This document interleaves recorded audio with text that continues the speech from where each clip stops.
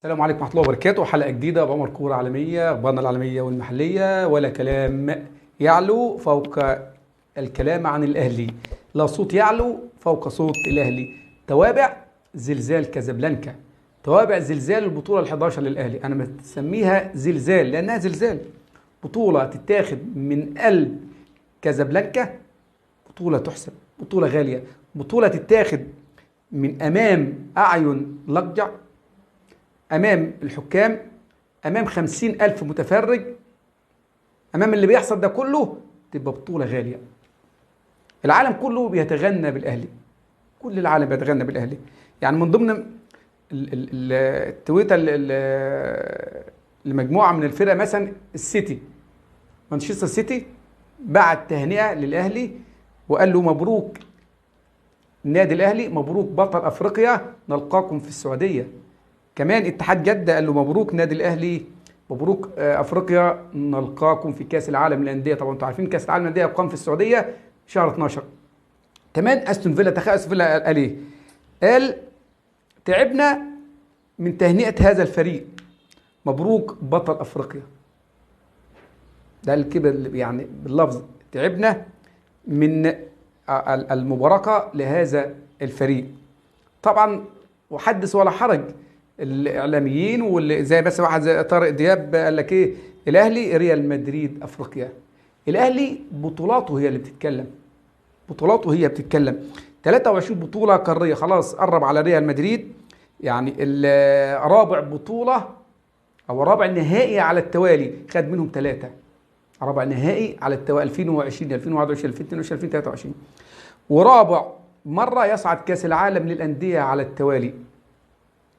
الاهلي من ال11 بطوله اللي خدهم، على فكره من ال11 6 بطولات منهم خدهم من بره، راح جابهم من قلب بلدهم. عندك 1982 خدها من كوتوكو الغاني، 2006 خدها من صفاقسي التونسي، 2008 خدها من القطن الكاميروني، 2021 خدها من كايزر تشيفز في المغرب، و2023 من الوداد في المغرب. نفس السيناريو بيتكرر، 2005 2006 2007 2008. الاهلي ضاعت منه 2007 وخد ال3. السنه دي 2020 21 22 23 ضاعت منه 22. نفس السيناريو بيتكرر، 4 بطولات ورا بعض نهائي ياخد منهم 3، 4 بطولات نهائي ياخد منهم 3. الكبير دايما كبير، الصغير بيتفرج بس، الصغير بيفضل يعني يولول بس. الاهلي بطل بكل الارقام، كل الارقام بتتحدث على، يعني احنا امبارح في بيقول لك ايه؟ الاهلي ما لعبش كوره، الوداد يا جماعه مفيش حاسم، الاهلي ما لعبش، الوداد لعب والاهلي لعب مباراه نهائي. شيء طبيعي، لازم ما تشوفش يعني مباراه حماسيه. انت بتشجع الاهلي، عايز الاهلي الافضل دايما، لكن صعب. شفتوا سيتي وانتر، سيتي خد البطوله، لكن على مستوى البطوله السيتي كان احسن، لكن المباراه دي مفيش مباراه نهائي بتلعب، مباراه النهائي بيكسب، النهائي بيكسب. ولكن في بعض الارقام، يعني استحواذ اي نعم ماشي، كان 53 للوداد، 47 للاهلي، ولكن كله كان في نص الملعب. كان استحواذ، لو انت حسبنا ال 100% ده استحواذ نص ملعب 52% ما بين الفريقين في نص الملعب. هجوم الاهلي كان 25% وهجوم الوداد كان 23%. الوداد كان 385 تمريره والاهلي 337 تمريره، اعلى يعني بحاجات بسيطه. 7 تسديدات للاهلي على المرمى، يعني قصاد 6 تسديدات للوداد. الفرص خطيره كان 2 للاهلي، مفيش ولا فرصه خطيره للوداد على فكره، ولا فرصه خطيره للوداد. هم 4 فاولات اترفعوا، 3 صدوا من الشناوي وواحده دخلت جول، مفيش فرصه خطيره على الشناوي. 104 هجمه للاهلي، 104 هجمه، 89 هجمه للوداد. عندك كمان من ضمن الارقام ان محمد عبد المنعم هو اول واحد جاب هدف الاهلي في دوري ابطال افريقيا امام الاتحاد المنستيري بالراس، برضه نفس الكوره، وهو اللي نهى البطوله، او نهى البطوله بهدفه برضه في الوداد بالراس. كهربا هداف البطوله برصيد 6 اهداف مع لاعب صن داونز. عندك بيرسي تاو 5 اهداف، والشحات وعبد المنعم 4 اهداف، لكل منهم 4 اهداف. حمدي فتحي 3 اهداف، وشريف هدفين، وعبد القادر ورأفت خليل وكندوسي اللي كل منهم هدف واحد. كولر حصل في خلال 9 اشهر، كولر جه في شهر 9 على ما اعتقد 10/9 حتى الان 100% كل بطولاته ما عدا كاس العالم للانديه. خد السوبر المصري مرتين من الزمالك ومن بيراميدز، خد كاس مصر من بيراميدز، واخيرا خد دوري ابطال افريقيا وعلى اعتاب الدوري المصري. كمان كسب الزمالك مرتين، كسب الزمالك مرتين، مره في السوبر ومره في الدوري، وكسب بيراميدز 3 مرات، سوبر ودوري وكاس.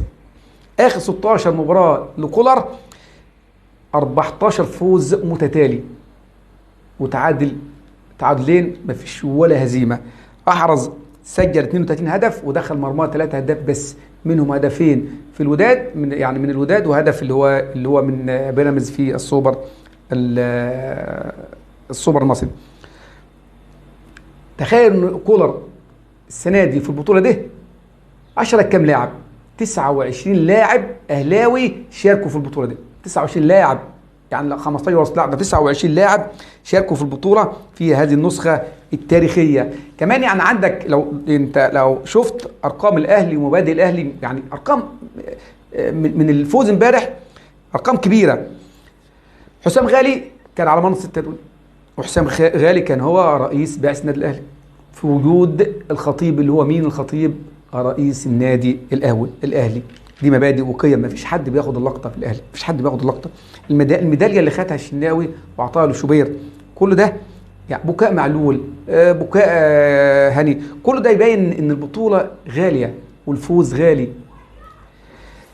كمان يعني انا اتكلمت على موضوع ان البطوله اتاخدت تحت اعين مين؟ تحت اعين اللقجع واعين سيما واعين رئيس الوداد، فالاهلي يحصد اللقب رغم انف الكل، رغم انف الكل. اللي عايز يراهن يراهن على الاهلي، اللي راهن على الاهلي ما يخسرش، اللي راهن على الاهلي يكسب.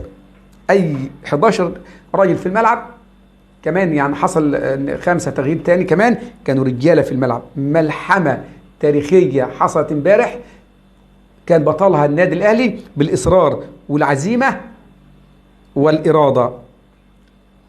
اتمنى ان تكونوا سعدتم بهذه الحلقه. لايك وشير ودعم من القناه. اخوكم ابو عمر كوره عالميه، والسلام عليكم ورحمه الله وبركاته.